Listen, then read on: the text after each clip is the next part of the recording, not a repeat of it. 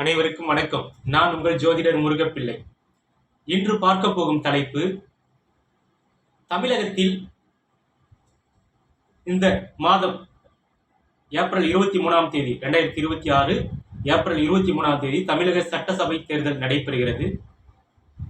அதில் எந்த கட்சி முதலிடம் பிடித்து ஆட்சி அமைக்கும், எந்த கட்சி இரண்டாம் இடத்தை பிடித்து எதிர்கட்சியாக இருக்கும், எந்த கட்சி மூன்றாம் இடத்தை பிடித்து வீட்டில் இருக்கும் என்பதுதான் இந்த தலைப்பு.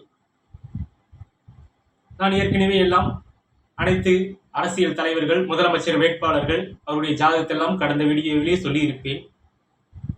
அதன் அடிப்படையில் தமிழக வெற்றி கழகம் கட்சி டிவிகே, தமிழக வெற்றி கழகம், தளபதி விஜய் அவர்களுடைய கட்சி தமிழகத்தில் இந்த சட்டமன்ற தேர்தலில் 2026 சட்டமன்ற தேர்தலில் முதலிடத்தை பிடித்து முதலமைச்சராக தளபதி விஜய் அவர்கள் அமருவார். தமிழக வெற்றி கழகம் கட்சி ஆட்சி அமைக்கும், அதுவே முதலிடத்தில் இருக்கும். தமிழகத்தில்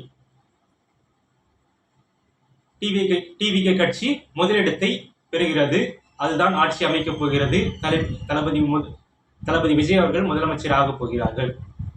அடுத்து இரண்டாம் இடத்தை பிடித்து எதிர்கட்சி ஆகக்கூடிய கட்சி எது என்றால் ஏடிஎம்கே, எடப்பாடி பழனிசாமி அவர்களுக்கு தான் இரண்டாம் இடத்தை பிடிக்கக்கூடிய அந்த அமைப்பு இருக்கிறது. இரண்டாம் இடத்தை பிடித்து அவர் எதிர்கட்சியாக தொடருவார் என்பதுதான் உண்மை. ஜோதிட ரீதியாக அவருக்கு அதிலும் ஒரு மகிழ்ச்சி இருக்கும். ஏனென்றால் இப்பொழுது ஆளும் கட்சியாக இருக்கக்கூடிய திமுக மூன்றாம் இடத்திற்கு செல்ல போகிறது. நாம் அவர்களை விட இரண்டாம் இடத்தில் இருக்கிறோம் என்ற மகிழ்ச்சி எடப்பாடி பழனிசாமி அவர்களுக்கு எதிர்கட்சியாக இருப்பதே ஒரு கௌரவமாக அவர் நினைப்பார். இது அவருடைய ஜாதக அமைப்பு படி இருக்கிறது. மூன்றாம் இடத்தை பிடிப்பது திமுக கட்சி, ஸ்டாலின் அவர்களுடைய திமுக கட்சி.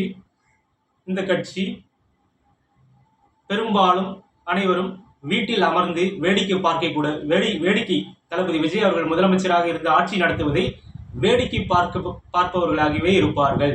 மூன்றாம் இடத்தை பெற்று சட்டம் சபைக்கு அதிகம் செல்லக்கூடிய வாய்ப்பு அவர்களுக்கு அதிகமாக யாருக்கும் கிடைக்காது.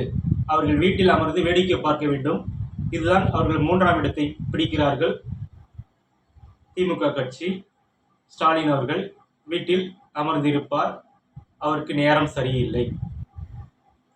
இதுதான் இப்பொழுது இந்த தமிழ்நாட்டில் நடக்கப் போகின்ற இந்த காலகட்டத்தில் உள்ள கிரக நிலை அமைப்பு என்பதை அனைவருக்கும் தெரிவித்துக் கொள்கிறேன். எல்லோரும் நன்றாக இருப்பீர்கள். வாழ்க வளமுடன்.